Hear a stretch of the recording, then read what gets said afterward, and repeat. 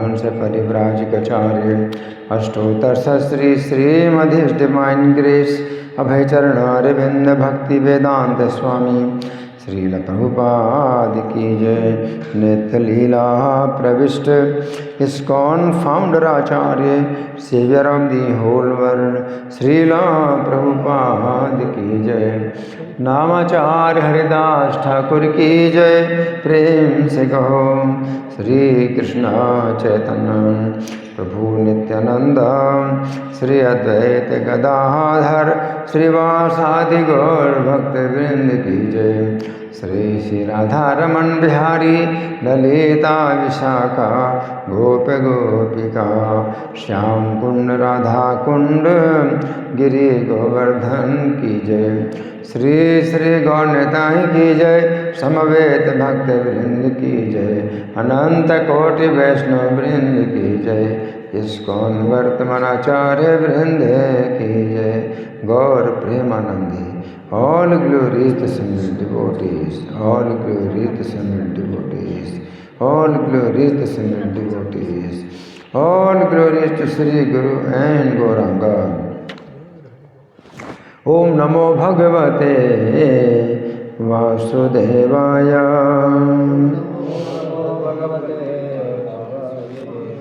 Om Namo Bhagavate Vasudevaya. ओम नमो भगवते वासुदेवाय। ग्रंथराज श्रीमद् भागवतम स्कंद 3 अध्याय 28।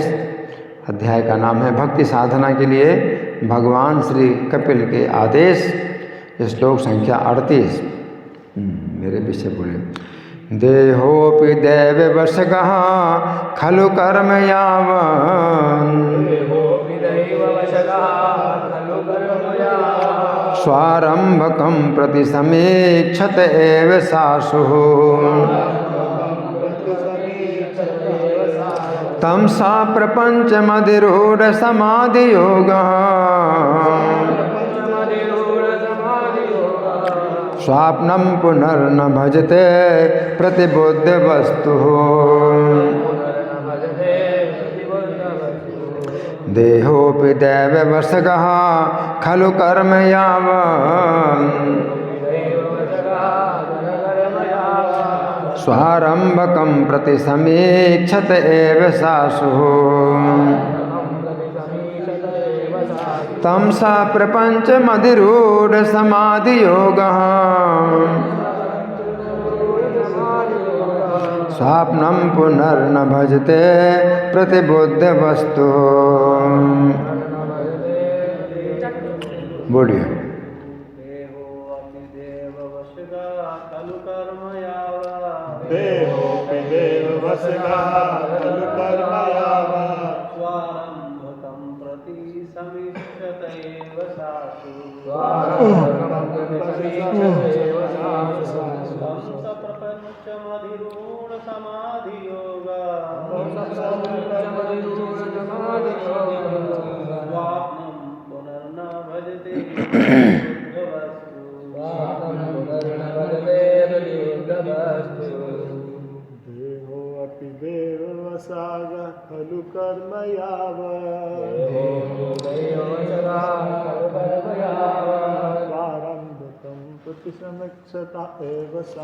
तं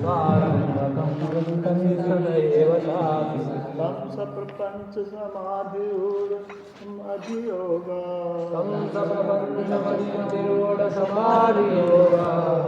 स्वापनं पुनर्न भजते प्रतिबुद्ध वस्तु।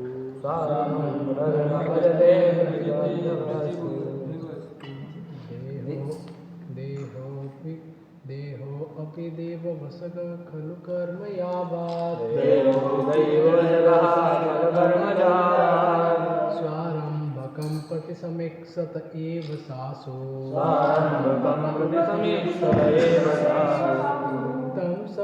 तं स प्रपंचम् अधिरूढ़ समाधियोगः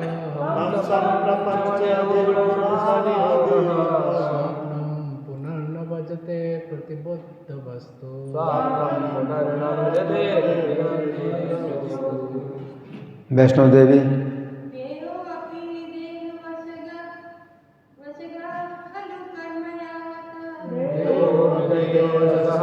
खलु कर्मयावत् स्वारम्भकं प्रति समीक्षत एव सासु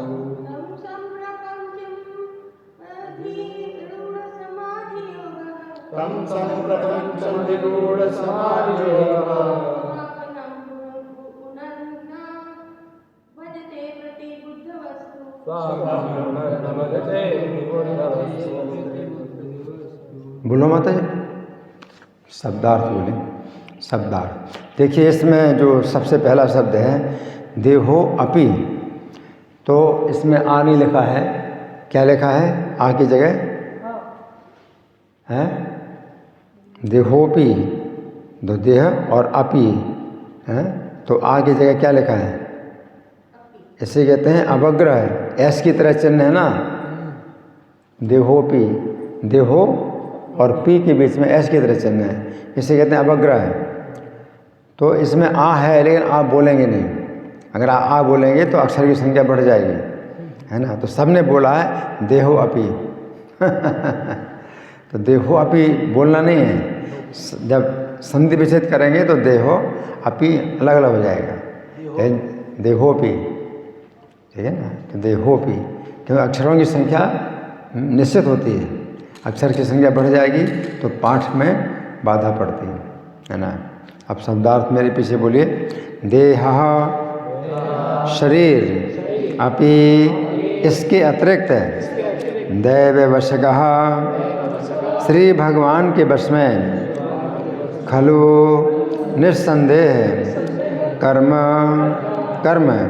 यावत जब तक, स्व आरंभकम अपने आप प्रारंभ किया गया, प्रति समीक्षते कार्य करता रहता है, एव निश्चय ही स अशुः इंद्रियों के साथ साथ, तम शरीर, स प्रपंचम अपने विस्तारों सहित, अधिरूढ़ समाधि योगः योगाभ्यास द्वारा समाधि में स्थित, स्वाप्नम स्वप्न जनित, पुनः फिर नहीं भजते अपनाता है, प्रबुद्ध जागृत वस्तु अपनी स्वाभाविक स्थिति के प्रति। अनुवाद मेरे पीछे बोलिए। ऐसे मुक्त योगी की इंद्रियों सहित उसके शरीर का भार पूर्ण पुरुषोत्तम भगवान अपने ऊपर ले लेते हैं, और यह शरीर तब तक कार्य करता रहता है जब तक इसके दैवाधीन कर्म समाप्त नहीं हो जाते। इस प्रकार अपनी स्वाभाविक स्थिति के प्रति जागरूक तथा योग की चरम सिद्धावस्था समाधि में स्थित मुक्त भक्त शरीर के गौण फलों को निजी कहकर स्वीकार नहीं करता।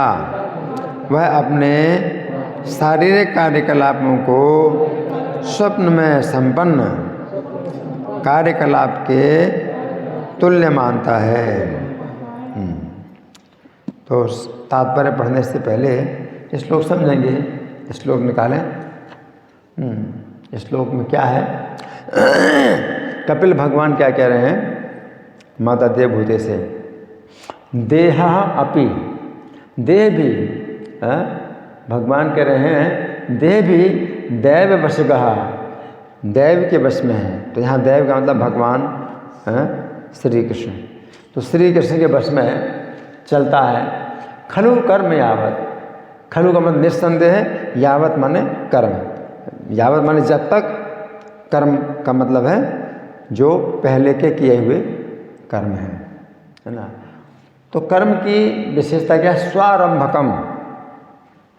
स्वारंभकम यानी शरीर को जो है जो चलाएंगे। जो कर्म है ये शरीर को आरंभ जो है उन्होंने किया है। तो वो कर्म जो प्रारब्ध कर्म है निश्चित हो गए हैं भोगना, जिनके कारण शरीर हमारा बना है। तो जब तक वो प्रारब्ध कर्म नहीं समाप्त होंगे, यहाँ पर जब तक प्रारब्ध कर्म चलते हैं तब तक शरीर भी देव के वश में रहता है, यानी छूटता नहीं है, उसका शरीर नहीं छूटता है। क्योंकि शरीर की चिंता वो कर नहीं रहा, शरीर का ध्यान दे नहीं रहा, शरीर की आवश्यकताओं को वो जानता ही नहीं, तो भगवान उसके शरीर की आवश्यकताएं पूरी करते हैं।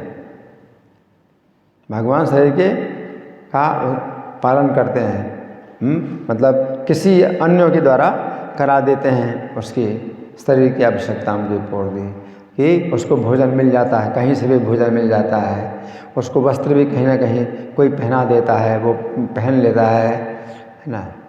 तो ये सब जो कार्य हैं ये भगवान के नियंत्रण में होते रहते हैं कि उसका शरीर ना छूटे। तब तक शरीर रहेगा उसका जब तक उसके प्रारब्ध कर्म समाप्त नहीं होता है ना। तो यहाँ यावत का मतलब जब तक, स्वारंभकम कर्म है। स्वारंभकम कर्म, स्वारंभक कर्म का मतलब है शरीर जिन कर्मों के कारण पैदा हुआ है, अब नया कर्म नहीं बन रहा उसका। कपिल भगवान कह रहे नया कर्म तो कुछ बन नहीं रहा उसका, लेकिन जो प्रारब्ध कर्म है जो निश्चित हो चुका है कि उसको भोगना है, तो जब तक वो प्रारब्ध कर्म रहेगा तब तक शरीर भी जो है देव के वश में, यानी श्री कृष्ण के वश में वो बना रहता है, नष्ट नहीं होता, है ना। हाँ, प्रतिसमीक्षत एव सासु। तो प्रतिसमीक्षत का मतलब है कि उसी प्रकार से कार्य करता है शरीर, प्रारब्ध कर्म के अनुसार शरीर को कार्य करना होता है। और सा असु का मतलब इंद्रियां भी, उसकी इंद्रियां भी कार्य करते हैं, देखता भी है, सुनता भी है, चलता भी है ना, खाता भी है, ये सब इंद्रियां भी कार्य करती हैं उसकी, है ना। किसके अनुसार? जो प्रारब्ध कर्म के अनुसार।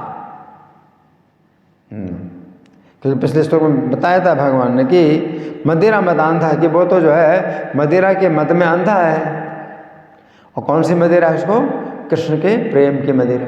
कृष्ण के प्रेम की मदिरा के मद में अंधा है, तो वो तो कुछ देख ही नहीं सकता है कि शरीर की क्या आवश्यकता है। मदिरा मदांधा, तो अपने शरीर के वस्त्रों को भी नहीं संभाल सकता, अपने शरीर का जो आवश्यक भोजन है उसको भी नहीं जानता, अंधा है वो। प्रेम, कृष्ण प्रेम की मदिरा में अंधा है ना। तो यहाँ पर कपिल भगवान बता रहे हैं स्वारंभकम कर्म यावत, जब तक उसको उसके शरीर को बनाने वाले कर्म जब तक बने रहेंगे, है ना, तब तक क्या करेगा वो? प्रति समीक्षत, उसी के अनुसार कार्य करेगा, शरीर भी कार्य करेगा।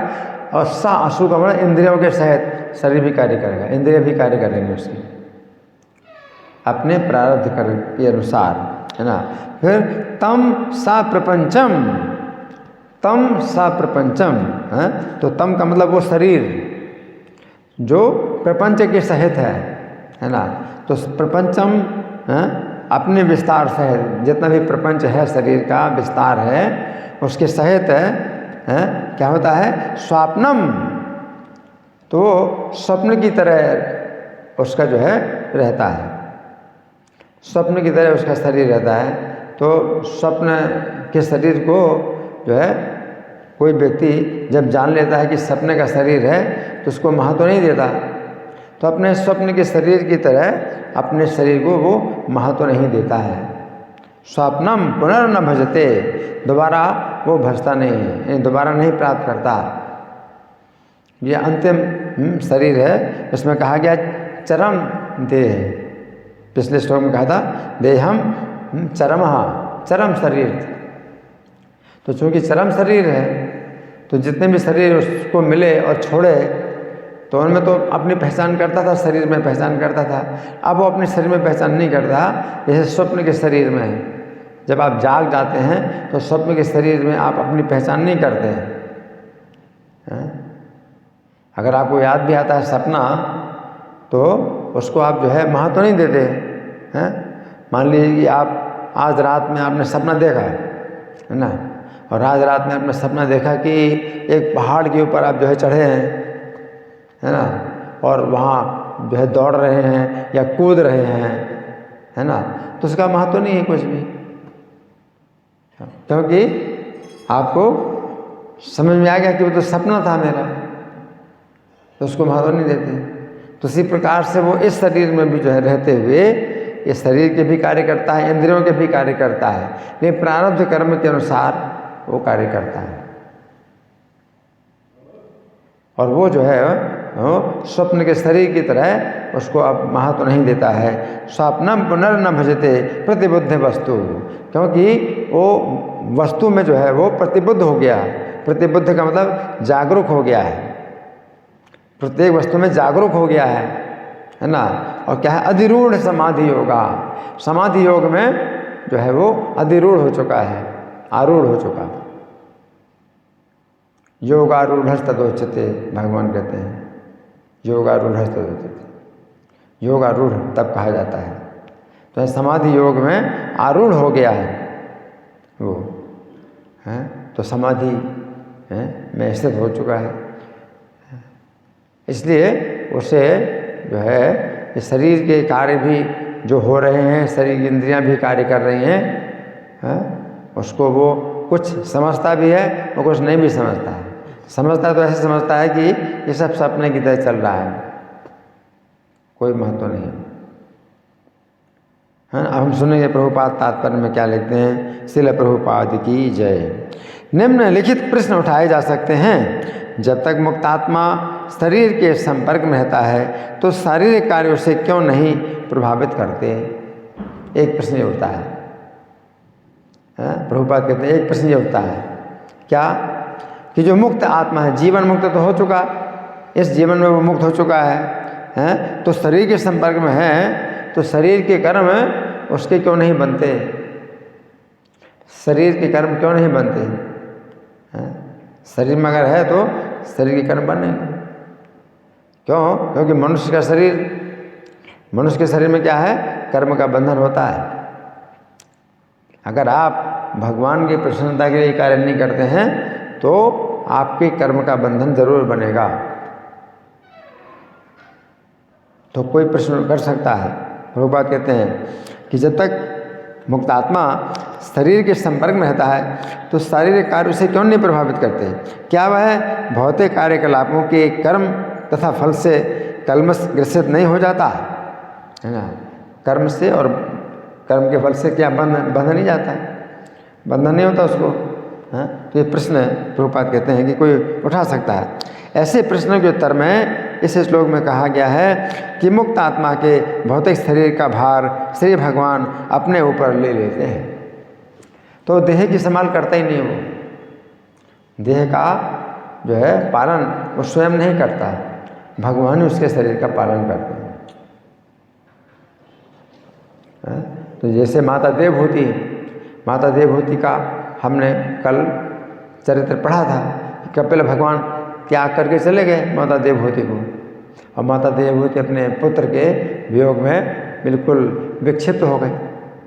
अब उनको जो है शरीर का कुछ होश ही नहीं, लेकिन जो सेवक सेविकाएं हैं वो इनके शरीर की देखभाल करते हैं। और शरीर जो है फिर उनका छूट भी गया तो फिर उनको पता नहीं चला, क्योंकि पहले से अपने स्वरूप में वो हैं कि वो भगवान की माता हैं।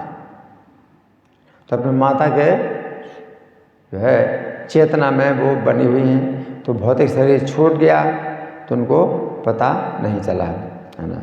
तो यहाँ पर प्रभुपाद लिखते हैं कि मुक्त आत्मा के भौतिक शरीर का भार श्री भगवान अपने ऊपर ले लेते हैं। ये जीव की जीवनीय शक्ति के कारण कार्य नहीं करता होता, है ना। तो प्रभुपाद क्या करें कि जीवात्मा की जो जीवनी शक्ति है उसके अनुसार कार्य नहीं कर रहा वो। हरि बोल। नींद आ रही है, विश्राम नहीं किया, पर्याप्त विश्राम नहीं किया तो नींद आ रही है। क्या कह रहा हूँ मैं? क्या सुना? कौन बताएगा? आप बताएंगे क्या सुना? भगवान उनके शरीर, मुक्त आत्मा जो है उनके शरीर का भारत में ऊपर।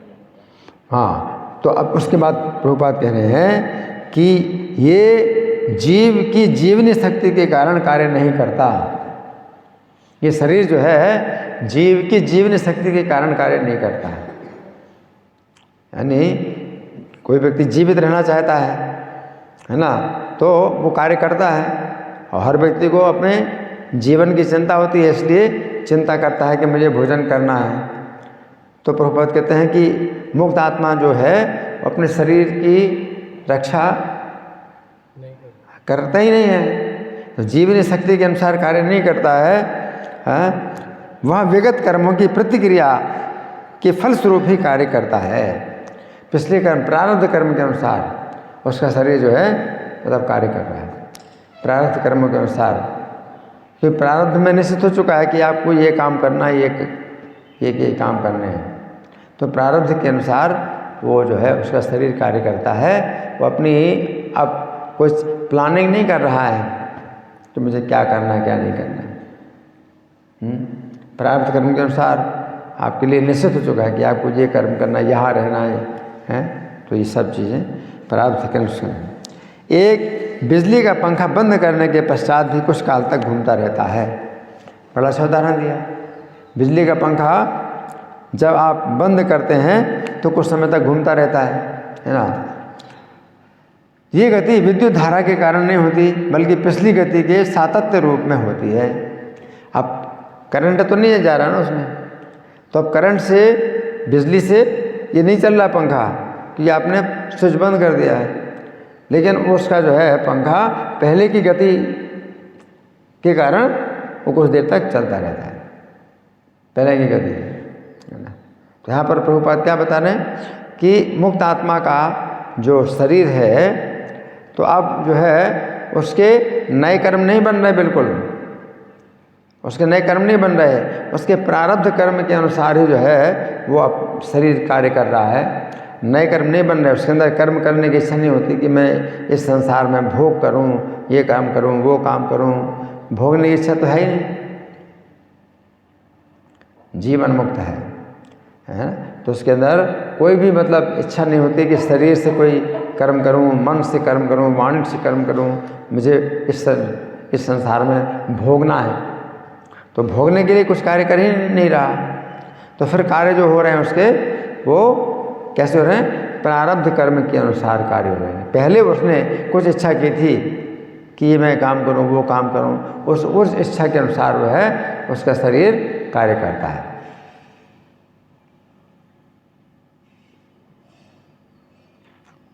इसका एक उदाहरण ये भी है कि जैसे आप प्लेन में बैठे हैं, आप प्लेन में बैठे हैं, तो जब प्लेन में बैठ गए तो आपने जो भी अपनी बातें सोची थी कि मैं वहाँ जाऊँगा, मैं वहाँ ये काम करूँ, वो काम करूँगा, तो आप प्लेन में बैठ गए। अब प्लेन में आप बैठ के जा रहे हैं, अब आपकी कोई इच्छा नहीं कि मैं कहाँ जा रहा हूँ, क्यों जा रहा हूँ, आपकी कोई इच्छा नहीं, तो भी आप वहाँ जाएंगे।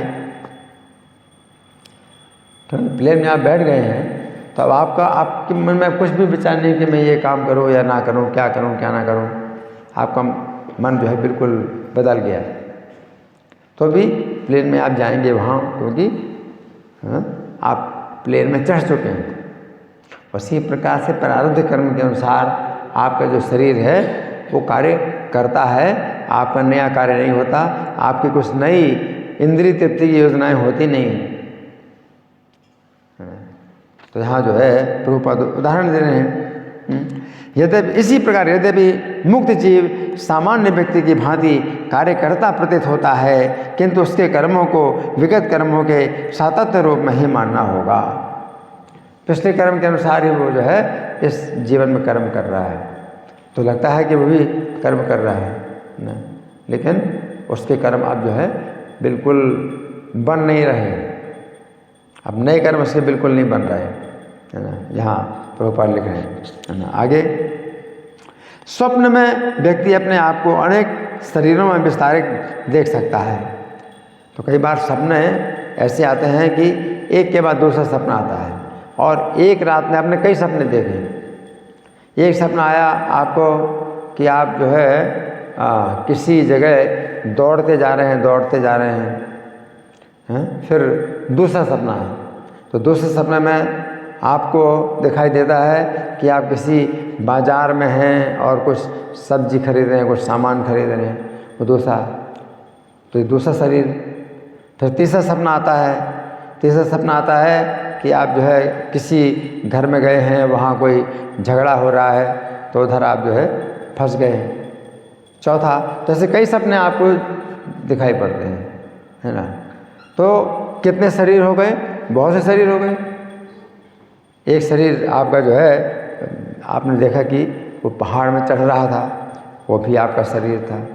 फिर दूसरा शरीर आपने देखा कि आप जो है कुएं की तरफ जा रहे हैं। तीसरा शरीर आपने देखा कि आप जो है कॉलेज की तरफ जा रहे हैं। तो ऐसे अलग अलग शरीर, तो स्वप्न के बहुत से शरीर बने। यहाँ प्रभुपाद लिखते हैं कि स्वप्न में व्यक्ति अपने आप को अनेक शरीरों में विस्तारित देख सकता है। एक ही रात में आपने कई सपने देख लिए और कई शरीर भी देख लिए, अलग अलग शरीर देख लिए, तो विस्तार है। किंतु जगने पर वो ये समझ सकता है कि ये सभी शरीर झूठे थे, इनको कुछ भी महत्व नहीं देता, आप कुछ भी महत्व नहीं देते हैं। इसी प्रकार यद्यपि मुक्त जीव के शरीर के गौण फल यथा संतान, पत्नी, घर इत्यादि होते हैं, किंतु वो इन शारीरिक विस्तारों की पहचान अपने आप से नहीं करता, है ना। तो स्वप्न के शरीर की तरह इस जीवन में भी उसके शरीर के विस्तार हैं। पत्नी भी शरीर का विस्तार है, बच्चे भी शरीर का विस्तार हैं, न? लेकिन वो इनसे अपनी पहचान नहीं करता। आगे वो जानता है कि ये सब भौतिक स्वप्न की उपज हैं।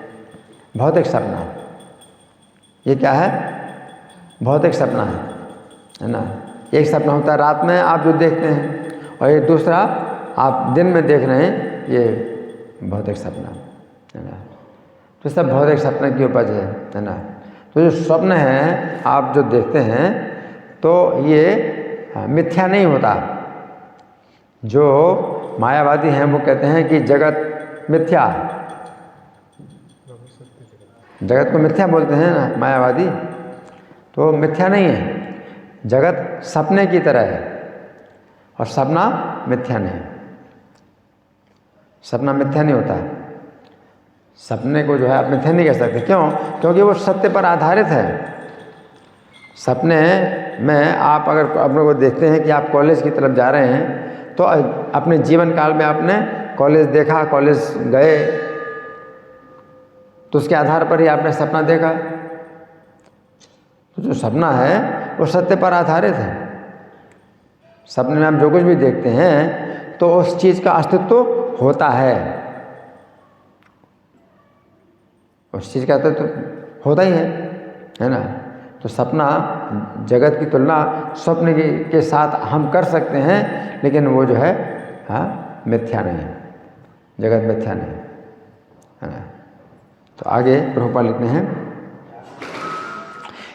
स्थूल शरीर पदार्थ के स्थूल तत्वों से बना है। स्थूल शरीर पदार्थ के स्थूल तत्वों से बना है। 5 स्थूल तत्व हैं जिनसे हमारा स्थूल शरीर बना है। कौन से तत्व हैं 5? पृथ्वी, जल, अग्नि, वायु, आकाश, ये 5 स्थूल तत्व हैं। स्थूल शरीर बना है 5 स्थूल तत्वों से। और सूक्ष्म शरीर मन, बुद्धि, अहंकार और कलमशग्रस्त चेतना से बना है। सूक्ष्म शरीर कैसे बना है? मन, बुद्धि, अहंकार और कलमशग्रस्त चेतना, अशुद्ध चेतना, ये सूक्ष्म शरीर। आगे यदि व्यक्ति स्वप्न के सूक्ष्म देह को झूठा मान सकता है और अपनी पहचान उस देह से नहीं करता, तो निश्चित रूप से एक प्रबुद्ध व्यक्ति को सूक्ष्म शरीर के साथ भी अपनी पहचान नहीं करनी चाहिए। जीवन मुक्त, जो जीवन मुक्त है तो सूक्ष्म शरीर को भी जो है उस स्वप्न की तरह मानता है। प्रबुद्ध हो चुका है, तो वो देख रहा है कि हाँ, ये सब सपना है। अब एक अंतर है, जब आप जाग जाते हैं तब आपको सपने की याद आती है कि सपना मैंने देखा। हाँ, उस समय तो आप सपना नहीं देख रहे हैं, लेकिन यहाँ पर विशेष बात है कि इस समय जो है वो प्रबुद्ध भी हो चुका है और साथ साथ सपने को भी सपना समझ रहा है। कई बार आप जो है नींद से आप जो है सपने की अवस्था में आते हैं और सपने की अवस्था से जागृत अवस्था में आते हैं, तो जागृत अवस्था में आप देखते भी हैं कि मैं सपना देख रहा हूँ।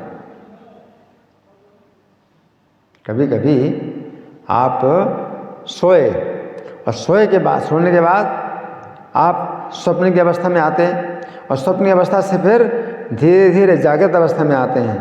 तो जागृत अवस्था में आप समझ भी रहे हैं कि आप जागे हैं और साथ साथ सपना भी देख रहे हैं और देख रहे हैं कि ये सपना है।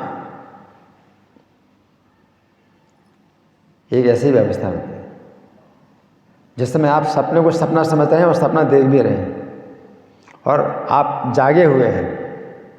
उसी प्रकार जीवन मुक्त व्यक्ति जो है जागा हुआ रहता है ना, अपनी चेतना में अपनी पहचान में रहता है, भगवान के साथ अपना जो नित्य संबंध है उसका जाग चुका है, भगवान के साथ उसका नित्य संबंध जाग चुका है ना।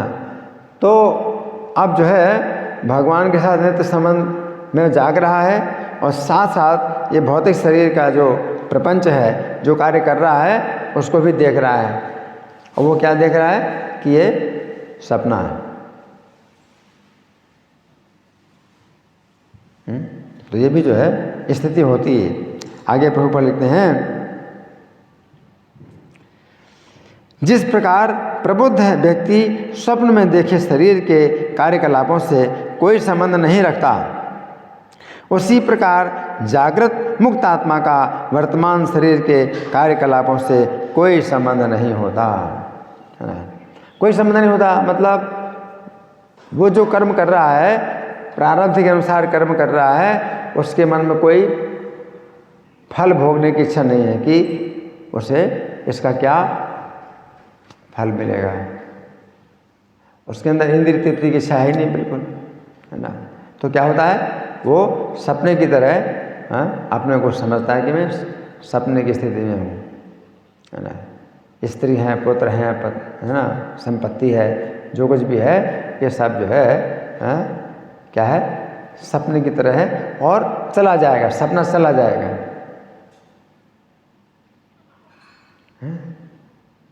तो इस तरह से वो देखता है। आगे प्रभुपाद लिखते हैं, दूसरे शब्दों में चूंकि वो अपनी स्वाभाविक स्थिति से अवगत रहता है, अतः वह देहात्म बुद्धि को कभी स्वीकार नहीं करता। तो देहात्म बुद्धि मतलब देह में अपनी पहचान, शरीर में अपनी पहचान को स्वीकार नहीं करता, है ना। तो सपने को जो है सपना समझता है और जागा हुआ व्यक्ति है तो वो जो है इस शरीर में जो है ना तो अपनी पहचान करता है, ना शरीर के कार्यों में अपनी कोई रुचि होती है उसकी, फिर भी कार्य में लगा हुआ है, फिर भी शरीर के कार्यों में लगा हुआ है ना। तो ये स्थिति जो है बताई है। ये स्थिति जो है ये होती है संन्यास की स्थिति, संन्यास, है ना। तो जो व्यक्ति एकांत में ध्यान करते हैं, एकांत में ध्यान करते हैं, है ना, तो गीता में भगवान ने वो संन्यास की विधि बतलाई है 18वें अध्याय का, श्लोक संख्या 51, 52, 53, 54, 55, 5 श्लोकों में एकांत में वो रहता है। बुद्धिया विशुद्धिया युक्तो धृत्यात्मानं नियम्य च शब्दादीन विषयान् त्यक्त्वा राग द्वेषा विदस्य च। उसकी बुद्धि विशुद्ध हो चुकी है, उसकी बुद्धि विशुद्ध हो चुकी है धृत्या आत्मानम, और धृति के द्वारा उसने मन को वश में कर लिया है। शब्द आदीन विषयान् त्यक्त्वा, शब्द स्पर्श रूप रसगंध इन विषयों को वो त्याग देता है। राग द्वेष और विदशा, राग और द्वेष का भी त्याग कर देता है। राग द्वेष और विदशा। विविक्त से भी एकांत में ही रहता है, एकांत में ही हरि बोल, चली गई लाइट। एकांत में रहता है, सुनाई पड़ रहा है ना, एकांत में रहता है। विविक्त से भी है, विविक्त से भी लघुभाषी, और बहुत थोड़ा भोजन करता है। एकांत में रहता है, बहुत थोड़ा भोजन करता है। यतवा काय मानसा, और वाणी शरीर और मन को उसने जीत लिया है।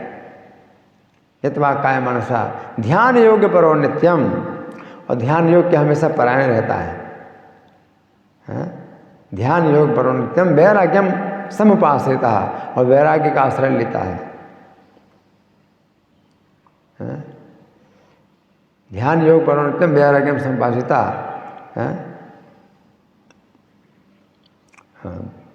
अहंकारम बलम दर्पम कामम क्रोधम परिग्रहम। अहंकार, बल, दर्प, काम, क्रोध और परिग्रह विमुच्य निर्ममः शांतो ब्रह्म भूयाय कल्पते। तो इन सब का त्याग करके वो ब्रह्मभूत अवस्था में आ जाता है। तो ब्रह्मभूत अवस्था में वो अपने को शरीर नहीं मानता है, अपने को ब्रह्म मानता। हम ब्रह्मास्मि, ब्रह्म भूयाय कल्पते, है ना। ब्रह्मभूतः प्रसन्नात्मा न शोचति न कांक्षति। तो ब्रह्मभूत अवस्था अपने को ब्रह्म में अपनी पहचान करता है, अहम ब्रह्मास्मि, है ना। तो प्रसन्न आत्मा, तो प्रसन्न होता है। ना सोचती ना कांक्षती, ना किसी चीज़ का शोक करता है कि कोई चीज़ उसके पास थी और चली गई, शोक नहीं करता। और किसी चीज़ की आकांक्षा नहीं करता, जो नहीं प्राप्त हुई है उसकी आकांक्षा भी नहीं करता।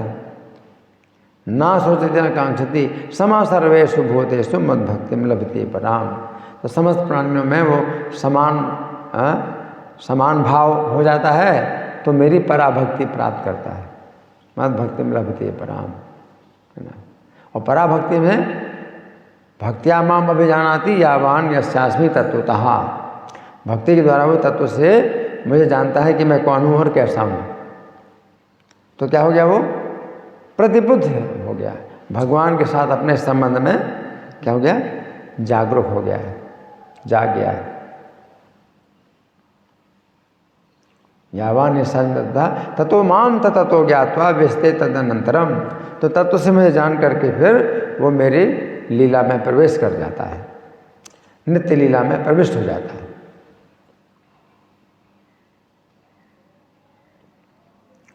तो जब तक शरीर रहता है उस समय भी वो भगवान की लीला में,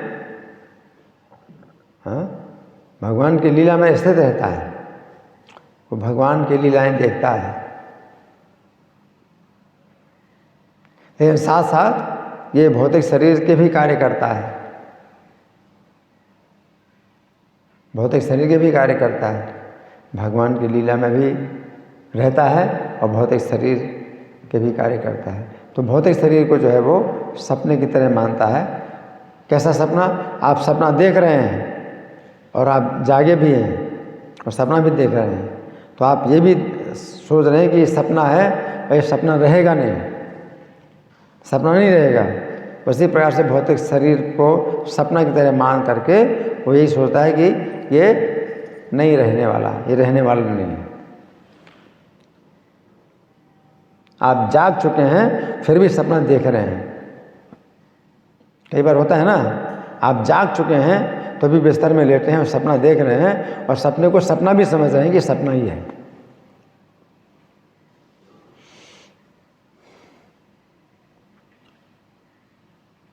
इसलिए यहाँ पर कहा गया स्वप्नम पुनर्न भजते।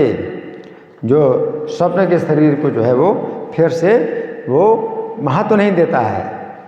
भजते माने महत्व देना, तो अब स्वप्न के शरीर को वो महत्व नहीं देता है। तत्व से जान लेता है तो विस्ते तदनंत, तो फिर मेरी लीला में प्रविष्ट हो जाता है, तो भगवान की लीला में प्रविष्ट हो जाता है। उसको भगवान की लीला में अपना स्वरूप मालूम हो जाता है कि मेरा क्या स्वरूप है भगवान की लीला में, है ना। तो इस प्रकार से वो जो है जागृत है, उसको जो है अध्यात्म में उसकी जागृति हो गई, उसको अपना आध्यात्मिक स्वरूप मालूम हो गया, और उसमें उसका जो है कार्य भी प्रारंभ हो गया है, आध्यात्मिक स्वरूप में उसका कार्य भी प्रारंभ हो गया है ना। तो भगवान कपिल देव जो है इस तरह से बता रहे हैं, है ना।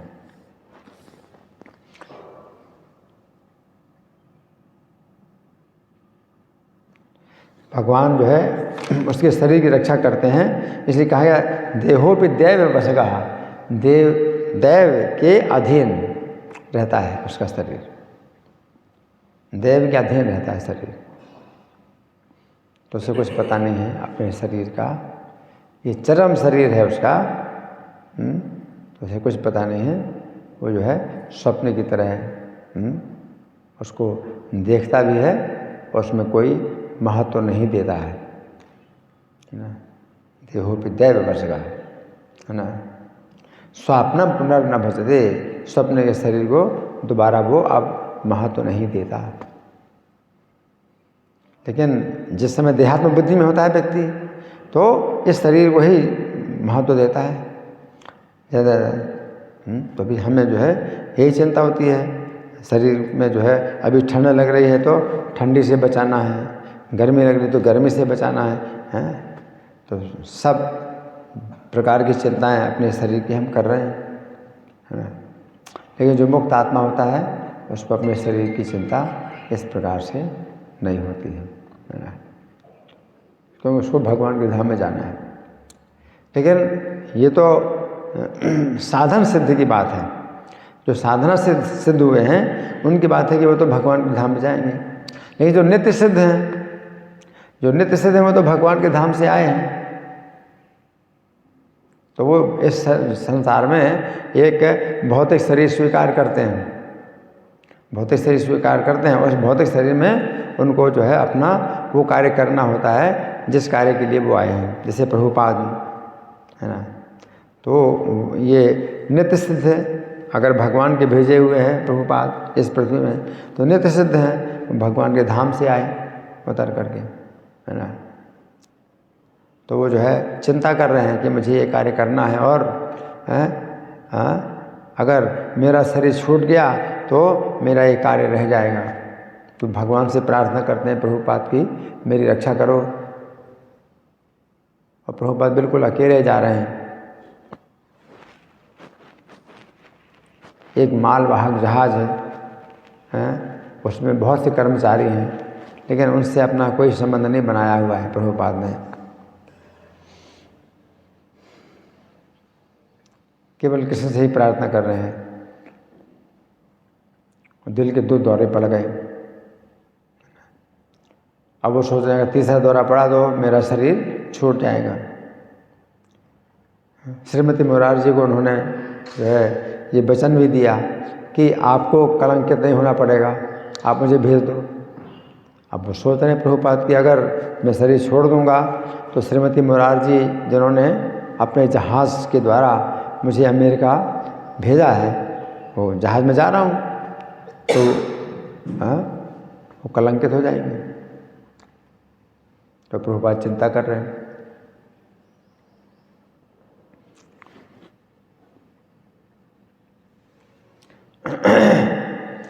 तो ये जो है ऐसे लोग जो नित्य सिद्ध हैं, जो इस कार्य के लिए आए इस संसार में, नहीं तो उनको नहीं आना था, उनको आना ही नहीं था इस संसार में, वो भगवान के द्वारा भेजे गए इस संसार में आए, कुछ विशेष कार्य के लिए आए। तो वो जो है फिर चिंता करते हैं और भगवान से शक्ति मांगते हैं, है ना।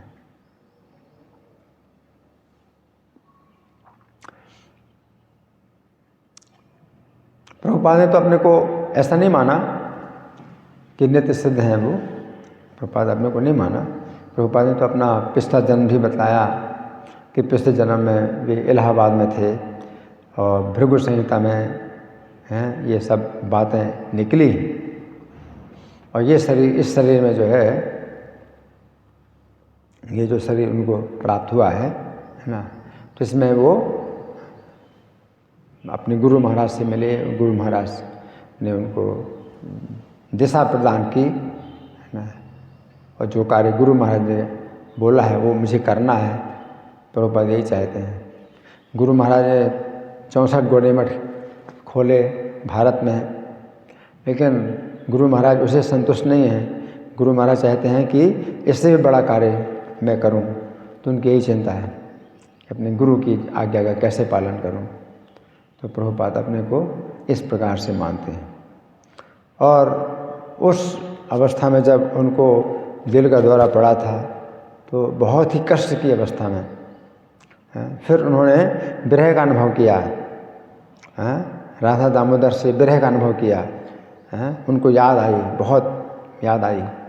राधा दामोदर मंदिर में रहते थे प्रभुपाद, तो तीव्र विरह में उनका जो है इतना हृदय शुद्ध हो गया, विरह की अग्नि में इतना शुद्ध हो गया कि उनको अपनी पहचान मालूम हो गई। तो प्रभुपाद ने फिर एक गीत लिखा, उस गीत में उन्होंने जो है अपनी पहचान बताई। तो कृष्ण से अपनी पहचान करते हैं सखा के रूप में, कि मैं जो है उन दिनों को याद करता हूँ जब तुम्हारे साथ गोचारण के लिए बहुत सवेरे सवेरे जाता था और धूल में लौटता भी था तुम्हारे साथ। तो इस तरह से प्रभुपाद जो है कृष्ण के साथ उन्होंने अपनी पहचान बताई। मुझे वो दिन याद आ रहे हैं। तो भगवान की लीला में प्रभुपाद न तो नित्य सिद्ध है, जरूरी है कि प्रभुपाद नित्य सिद्ध हैं। साधना सिद्ध भी कोई व्यक्ति होता है तो वो भी याद कर सकता है, चाहे कितने जन्मों के पहले उसने कितने जन्म लिए इस भौतिक संसार में, उनकी कोई संख्या नहीं है। लेकिन इतना समय, इतने जन्म जो बीत गए वो आध्यात्मिक जगत की तुलना में बहुत थोड़ा सा समय है। तो उसको जो है वो आध्यात्मिक जगत की बातें उसी तरह याद आती हैं जैसे अभी अभी हुआ है।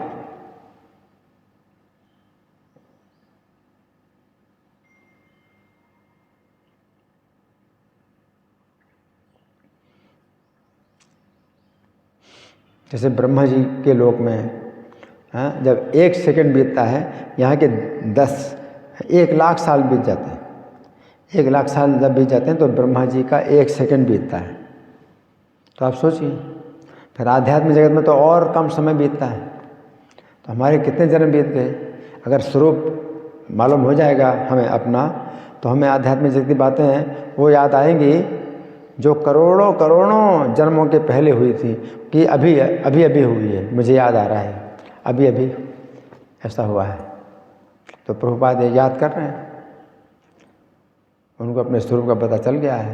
तो कहते हैं कि हे भाई, मुझे वो दिन याद आ रहे हैं जब मैं तुम्हारे साथ गोचारण के लिए जाया करता था। तो इस तरह से और प्रभुपाद लीलामृत में भी जो है एक जगह ये बात आती है कि मैं वैकुंठ में नहीं जाना चाहता, मैं किसी भी वैकुंठ में नहीं जाना चाहता, मैं कृष्ण के धाम में जाना चाहता हूँ, क्योंकि कृष्ण के धाम में मुझको जो है कृष्ण के पास जो उनका भोजन होता है तो उसमें से मुझे जो है लड्डू खाने को मिलते हैं, माता यशोदा के बनाए हुए लड्डू खाने को मिलते हैं, इसलिए मैं वहीं जाना चाहता हूँ, मैं किसी और लोक में नहीं जाना चाहता। कहते पकोड़े और लड्डू मुझे कृष्ण के जो उनका टिफ़िन है उसमें मुझे मिलता है, तो मैं वहीं जाना चाहता हूँ, मैं वैकुंठ नहीं जाना चाहता, मैं कहीं नहीं जाना चाहता। प्रभुपाद ने अपनी बात ये बताई। तो हंसाने के लिए ऐसा कहा प्रभुपाद ने, लेकिन उसमें भी इसके अंदर बहुत गहरी जो है बात भी है कि स्वरूप उनका कृष्ण के साथ खेलना, कृष्ण के साथ हंसना, कृष्ण से बातें करना, उनका स्वरूप, अपने स्वरूप की बात बता दें। तो ये सब जो है कोई व्यक्ति जो है अगर अपने स्वरूप में आ जाता है तो फिर ये शरीर जो है उसके लिए फिर ऐसा हो जाता है कि ये कार्य हो रहा है, जैसे भी हो रहा है, ये कार्य मेरा नहीं है, ये तो जो है अपने प्रारब्ध के अनुसार हो रहा है। या प्रभुपाद सोचते हैं अपने कार्य के बारे में कि सब कार्य जो है कृष्ण का हो रहा है, कृष्ण की इच्छा से हो रहा है, मैं तो केवल एक सेवक हूँ जो कि कर रहा हूँ, लेकिन शक्ति उन्हीं की कार्य कर रही है और सफलता जो मिल रही है वो उन्हीं की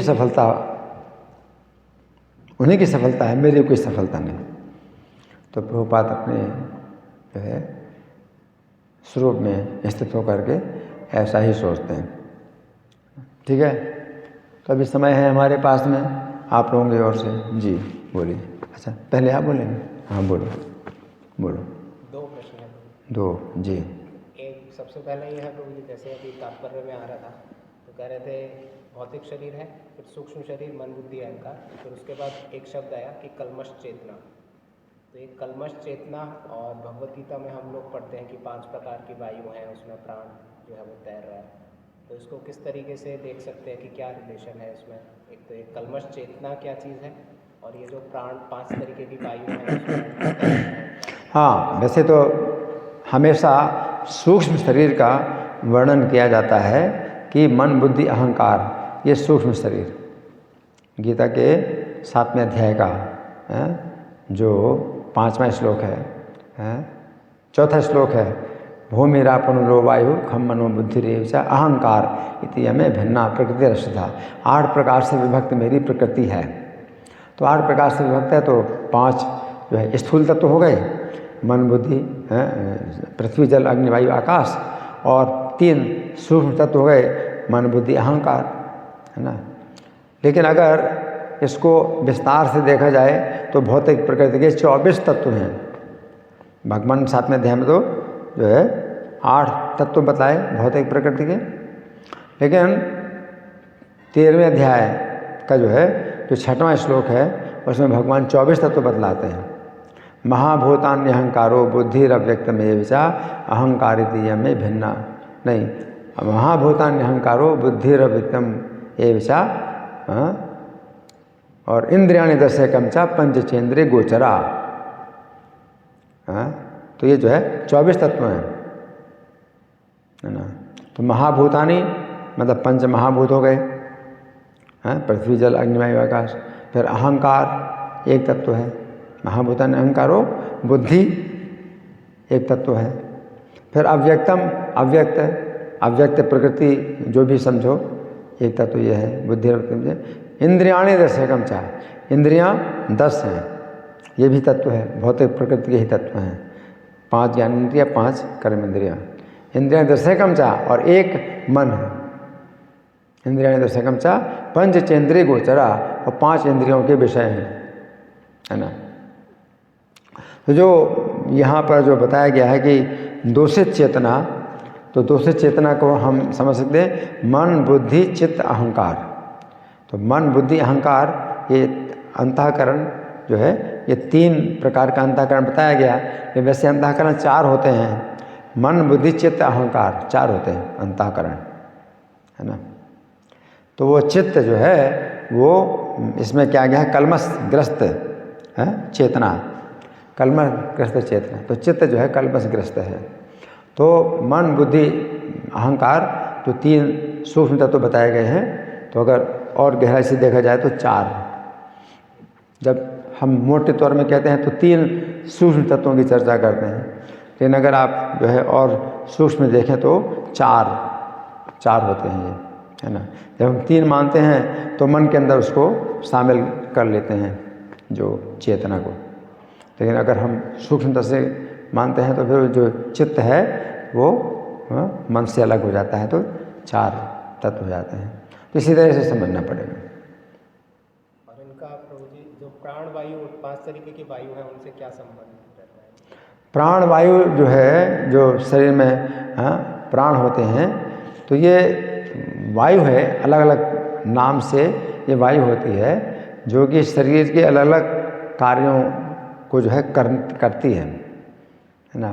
तो ये हमने जो है 5 प्रकार के प्राणवायु, इनका वर्णन श्री भगवान ने कहा मैं दिया है, विस्तार से दिया है कि प्राण, अपान, व्यान, समान, उदान, ये 5 जो प्राण होते हैं तो ये कहाँ पर रहते हैं और इनका क्या कार्य होता है ना। जैसे अपान वायु है तो अपान वायु जो है गुदा द्वार में रहती है और वो जो है मल त्याग करने में सहायता करती है ना। तो कोई वायु है जो भोजन को पचाती है ना।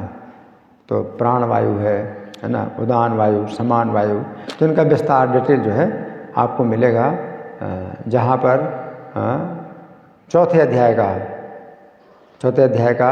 श्लोक है, चौथे अध्याय का श्लोक है जिसमें भगवान बताते हैं प्राण। तो 26वां श्लोक है ना, उसमें प्राणान प्राणेषु जुह्वति, भगवान गीता में कहते हैं प्राणान प्राणेषु जुह्वति, अपरे नियताहारा प्राणान प्राणेषु जुह्वति, है ना। तो इसी के आसपास कोई श्लोक है जिसमें हमने 5 प्राणों की चर्चा की है ना। तो वो और एक प्राण ऐसा भी होता है शरीर छोड़ने के बाद भी बना रहता है, इसलिए शरीर में लचकीलापन होता है। और किसी धनंजय नाम का प्राण होता है, मतलब 10 प्राण हैं, कुल मिला के 10 प्राण हैं। धनंजय नाम का जो प्राण है तो वो जो है शरीर छूटने के बाद भी अगर बना रहेगा तो शरीर लचकीला रहता है, अगर निकल जाता है तो शरीर अकड़ जाता है, लकड़ी की तरह हो जाता है। तो ज़्यादातर शरीर जो छोड़ देते हैं लोग तो उनका शरीर कैसा है, लकड़ी की तरह अकड़ जाता है ना। जैसे प्रभुपाद का शरीर था वो बिल्कुल लचकीला था, है ना। उनका शरीर जो है बिल्कुल लचकीला था, जैसे मोड़े में से मुड़ जाए, बिल्कुल लचीला शरीर था, है ना। तो वो प्राण जो है शरीर में फिर भी बना रहता है, जीवात्मा निकल जाए तो भी प्राण बना रहता है। तो इस तरह से शरीर में जो है लचीलापन होता है। तो 5 प्राण हैं या 10 प्राण हैं जो भी हैं, इनके शरीर में अलग अलग स्थान होते हैं और अलग अलग कार्य होते हैं। ठीक है, हाँ जी। जगत के संबंध में ये 2 प्रश्न हैं। एक तो ये जैसे पांचवा प्रभुपाद ने बताया कि हमारा रसगुल्ले को लड्डू मिलेंगे यशोदा मैया बनाए हुए, और ये भी चर्चा होती है कि जो आध्यात्मिक जगत है और जो भौतिक जगत है, गोलोक वृंदावन जो लीलाएँ हैं वो एक हैं, इनमें कोई अंतर नहीं है। तो आध्यात्मिक जगत चिन्मय है, तो वहाँ लड्डू जो है वो भी कैसा है, वो चिन्मय है या नहीं? पहली बात तो ये है कि ये जो भौतिक जगत में जो भगवान की लीलाएं होती हैं तो इनको कहते हैं भौम लीला होती है ना। और वो नित्य लीला होती है। तो भगवान की जो नित्य लीला है उसमें भी दिन रात होते हैं, दिन रात का अंतर होता है, वहाँ भी दिन रात का अंतर होता है ना।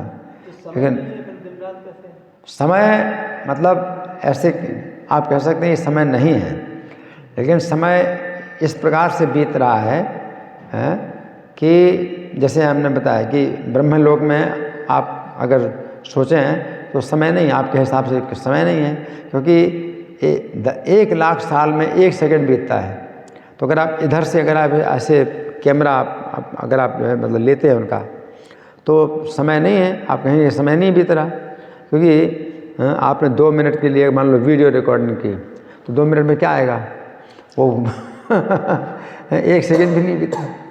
1 लाख साल तक जब आप वीडियो रिकॉर्डिंग आप करो, लगातार वीडियो रिकॉर्डिंग लोगे तो 1 सेकंड का जो है आपको पता चलेगा कि थोड़ा सा ऐसे हुआ, ऐसे हुआ 1 सेकंड में। 1 लाख साल तक जब आप अपना कैमरा लगाए रखोगे तो थोड़ा सा ऐसा होगा, है ना। तो समय नहीं है। आध्यात्मिक जगत में और भी ज़्यादा समय नहीं, लेकिन समय है वहाँ पर। फिर दूसरी बात ये भी कहा जाता है कि वहाँ का समय जो है, यहाँ पर जो समय होता है वो वर्तमान से भविष्य काल की ओर जाता है, वर्तमान काल से भविष्य काल की ओर जा रहा है। लेकिन वहाँ का समय जो है दोनों तरह से चलता है, तो वर्तमान से भविष्य काल की ओर भी जाता है और जो है वो भूतकाल से वर्तमान काल की ओर चल रहा है और भविष्य काल की ओर जा रहा है। फिर ये ऐसी उल्टा भी चलता है कि पीछे की ओर जाता है। हाँ, पीछे की ओर भी जाता है, हाँ, तो आगे की ओर भी चलता है, पीछे की ओर भी चलता है, तो अचिंत्य। लेकिन लड्डू जो है वो लड्डू कैसे है? लड्डू तो ऐसे ही हैं जैसे आप खाते हैं। प्रभुपाद कहते तुम अगर मुझे लड्डू खिलाओगे तो तुम्हारे मंदिर में रहूँगा मैं, लड्डू कचौड़ी खिलाओ। आध्यात्मिक जगत में तो सब कुछ चिन्मय है, सच्चिदानंद से बना है। क्योंकि ये सब चीज़ें जो है, हाँ, तर्क से हम, हाँ, नहीं बता सकते, लेकिन ये सब चीज़ें हैं आध्यात्मिक जगत में, सब चीज़ें हैं, लेकिन वो सब अपने शुद्ध रूप में है। ये सब चीज़ें हैं और शुद्ध रूप में है ना। वहाँ भी भोजन होता है, ऐसी बात नहीं, भोजन होता है वहाँ पर, और भोजन का समय भी होता है ना। लड्डू की बात है, अगर वो हम जैसे वो वर्तमान में है, अगर उसका भूतकाल में हम जाएंगे तो समझिए चीनी है या उससे मतलब ये लड्डू बन रहा है, और भविष्य में जाएंगे तो हो सकता है लड्डू सड़ जाए।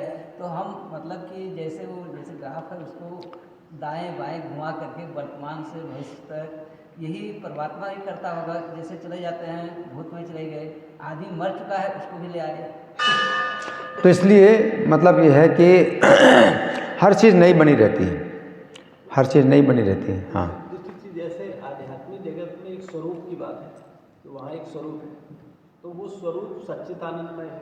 जैसे कोई बतख है या कोई मोर है या कोई भगवान का पार्षद है, द्वारपाल है, तो उसका एक अपना स्वरूप है। तो जैसे जय विजय थे, तो जय विजय का अपना एक स्वरूप था, लेकिन जब वो भौतिक जगत में आए और 3 जन्म तक यहाँ रहे, तो उस समय वो स्वरूप किस अवस्था में थे? उनका स्वरूप तो यही बताया जाता है कि लौट के आएंगे, 3 जन्मों के बाद वो लौट के आएंगे, ये निश्चित हो गया। वो जो नित्य स्वरूप था, अब जो नित्य स्वरूप था वो क्या हुआ कि कोई व्यक्ति गिरता है, अब इसको गिरना भी नहीं कहेंगे कि आध्यात्मिक जगत से वो गिरे, और गिरना भी कह सकते हैं कि गिरे भी, है ना। तो उसमें क्या होता है, कोई व्यक्ति अगर आध्यात्मिक जगत से गिरता है तो उसका जो स्वरूप है वो सिकुड़ करके इतना छोटा हो जाता है, बाल की नोक के 10,000वें हिस्से के बराबर हो जाता है।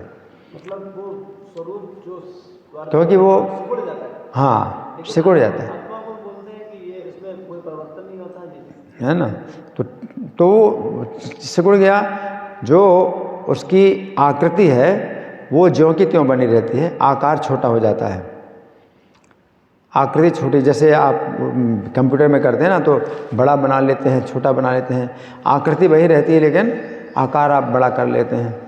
तो उसी प्रकार जो स्वरूप की आकृति वही रहती है लेकिन आकार छोटा हो जाता है। इसका मतलब ये है कि जो आत्माएं हैं और वो भगवान के लोक में किसी न किसी स्वरूप में थी, तो यानी जो बाल के अग्रभाग के बराबर 10,000वें हिस्से के बराबर जो आत्मा है, उस आत्मा का भी किसी का द्वारपाल का स्वरूप है, किसी हाँ, का मोर का स्वरूप है। हाँ, बिल्कुल बिल्कुल, ऐसा हाँ, उसका रूप रंग सब जो है मतलब वो बना रहता है, और फिर जो है विकसित होता है, वो डेवलपमेंट होता है।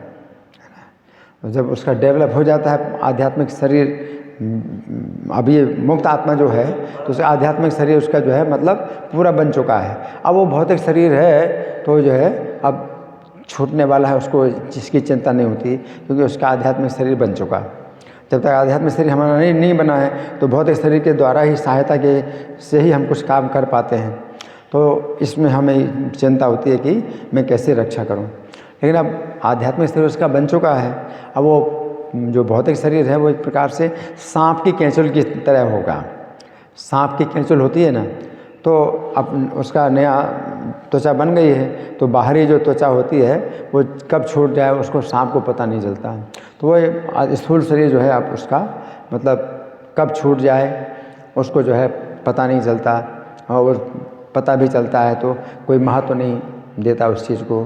तो इसी प्रकार से होता है। तो यानी आध्यात्मिक स्वरूप जो है वो छोटा भी होता है और बड़ा भी होता है, ठीक है ना। तो बस ये भगवान की सेवा के लिए होता है, आध्यात्मिक स्वरूप जो है भगवान की सेवा के लिए होता है। जैसे भगवान की सेवा बंद हो गई, अब भौतिक जगत में आप आते हैं तो भोगने के लिए आते हैं, इंद्रिय तृप्ति के लिए, तो अब भौतिक शरीर आपको दिया जाता है, और आपकी इच्छा के अनुसार शरीर बदलते रहते हैं। आप कैसी भोगने की इच्छा करते हैं, आपके कैसे कर्म हैं, तो कर्म इच्छाओं के अनुसार आपको जो है शरीर अलग अलग प्रकार के मिलते हैं। जैसे तुकाराम जी सशरीर भगवान के धाम चले गए, तो इसको माना जाएगा कि उनका छोटा सा शरीर वो उसी फॉर्म में आ गया आध्यात्मिक स्वरूप में। इसमें फिर और विचार करना पड़ेगा कि वो जो है अगर अपने इसी शरीर में अगर रहना चाहते हैं तो उस समय के लिए उनको जो है वो जो भौतिक शरीर है वही आध्यात्मिक बन गया, वही आध्यात्मिक बन गया।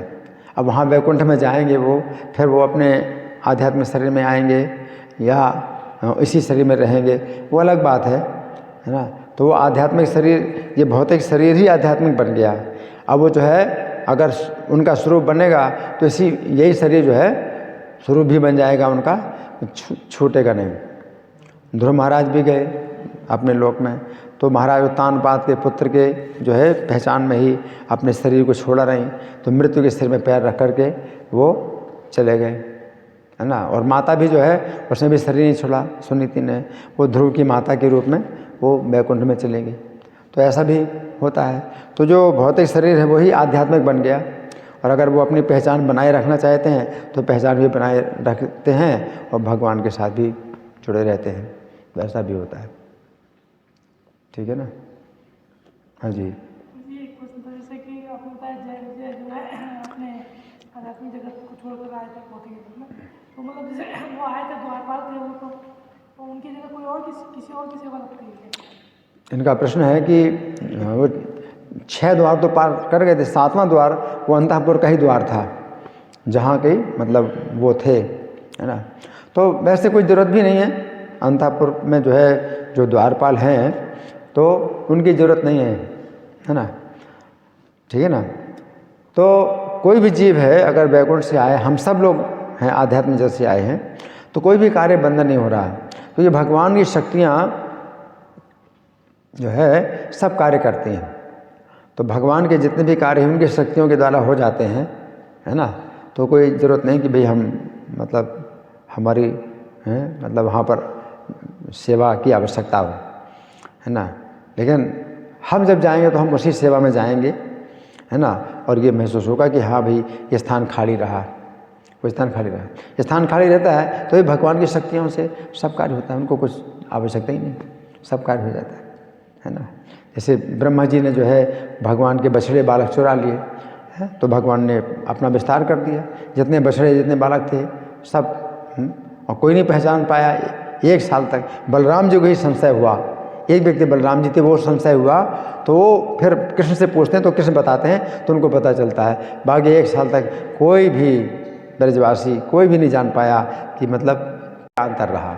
और ब्रह्मा जी भी परेशान हैं, जिसने चोरी की उसको अपनी चोरी का ही पता नहीं चल रहा है, परेशान। उसने भगवान को परेशान करने की चोरी की, मैं आपको परेशान करने की कोई चीज़ चुरा लूँ और आपकी चीज़ वहीं पर रखी है, अब मैं खुद परेशान हो जाऊँगा कि मैंने जो चोरी की असली वो है या यहाँ पर आपके पास जो वस्तु है वो असली है, तो मैं परेशान। तो ब्रह्मा जी ने जो है भगवान को परेशान करने के लिए उनके बछड़े बालक चुरा लिए, और जब देख रहे हैं कि उनके साथ तो बछड़े बालक वैसे ही हैं, उन्हें पता ही नहीं, भगवान को पता ही नहीं कि चोरी होगी, तो वो परेशान, ब्रह्मा जी परेशान हैं। मैं आपको आपकी चीज़ चुराता हूँ इसलिए आपको पता चले कि चोरी हो गई और किसने चुराई, आप परेशान होंगे, तो मैं इसका मज़ा लूँगा कि भाई आप परेशान हो रहे हैं। अब आप परेशानी नहीं हो रहे तो फिर मैं परेशान होऊंगा। तो भगवान जो है, भगवान के पास हज़ारों उपाय हैं उस कार्य के जो है करने के लिए, भगवान के पास हज़ारों उपाय हैं, एक उपाय नहीं है। तो आपकी सेवा की कोई ज़रूरत ही नहीं है भगवान को।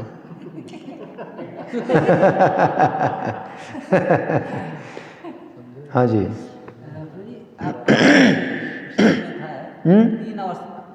तीन अवस्था मतलब 2 अवस्थाएं, कि स्वप्न की अवस्था होती है, जागृत की अवस्था होती है, चेतना की ओर। और परपोर्ट में ही हमने यहाँ पढ़ा है कि उपाध्याय जी की 3 अवस्थाएं होती है, एक चेतना की, एक तो स्वप्न की अवस्था, जागृत अवस्था, और एक अचेतन अवस्था मतलब बेहोशी वाली अवस्था। वो अलग चीज़ है। जागृत स्वप्न सुषुप्ति तुरीय है, 4 अवस्था है, जागृत स्वप्न सुषुप्ति और तुरीय अवस्था। तो तुरीय अवस्था की चर्चा है यहाँ। जो जीव है, सामान्य जीव है, 3 अवस्थाओं में होते हैं, जागृत स्वप्न सुषुप्ति। आप जागते हैं तो जब सोते हैं तो स्वप्न की अवस्था से गुजरते हैं आपको याद ना रहे अलग बात है, लेकिन आप जागृत अवस्था से पहले स्वप्न की अवस्था में आते हैं, फिर सुषुप्ति की अवस्था में आते हैं, सुप्त अवस्था में। फिर जब जागते हैं तो सुप्त अवस्था से स्वप्न अवस्था में आते हैं, फिर आप जागते हैं। तो ये 3 अवस्थाएं इस तरह से क्रम है इस घट का। तुरीय अवस्था होती है जो कि जीवन मुक्त व्यक्ति है, जो अपने स्वरूप को जान लेता है, तो वो जो है इसमें चर्चा की जाती है। तो वो स्वप्न है, वो जागृत अवस्था का भी स्वप्न समझ रहा है, वो हर अवस्था में वो स्वप्न देख रहा है। तीनों अवस्थाएं उसके लिए स्वप्न की अवस्था हो गई। जागृत स्वप्न सुख तीनों अवस्थाओं में उसको जो है एक ही चीज़ दिखाई पड़ रहा है कि सब स्वप्न है और मैं जो है अपना जागृत हूँ, अब मुझे भगवान की लीला में प्रवेश करना है। ठीक है, धन्यवाद। ग्रंथराज श्रीमद् भागवतम की जय, श्रील प्रभुपाद की जय। अभी जल्दी जाना भी है ना हम लोगों को।